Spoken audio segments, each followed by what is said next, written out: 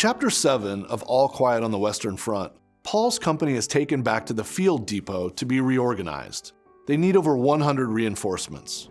Corporal Himmelstoss approaches Paul and his comrades and tells them he's taking the place of the cook and gives them sugar and butter. Paul reflects on the lies that the war news tells about what good spirits the troops are in.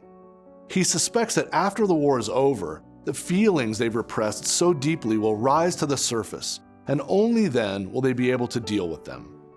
The men go swimming one evening and flirt with a group of French women on the other side of the canal. Chadden finds a loaf of bread to share with them, but the soldiers are forbidden to cross to the other side of the canal without a pass. They make a plan to meet them after dark at the women's nearby house, and later, the men swim back across the canal with bread, cigarettes, and sausages to share with the women. Paul spends time with a brunette, kissing and holding her, but feels only yearning and misery. The next day, Paul's given a pass to go on leave for 17 days. He's grateful, but he worries about who might die while he's gone. Paul takes the train to his hometown and walks to his childhood home. Seeing his sister, he's overcome with emotion, begins to cry, but pulls himself together to see his mother, who's ill.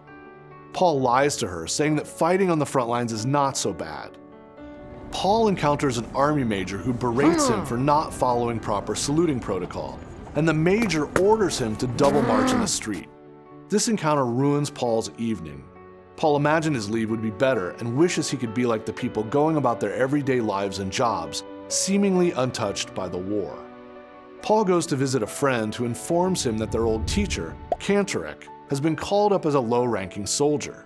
Later, Paul knows that before he goes back, he must visit Franz Kemmerich mother. She asks him how he died. Paul lies and tells her that her son was shot and died instantly. She doesn't believe him and begs Paul to tell her the truth. But Paul decides he'll never tell her and pities her for not understanding that dead means dead. The anguish is not worth wasting on a single life. This chapter serves to highlight the drastic differences between a soldier's life on the front lines and his life on leave.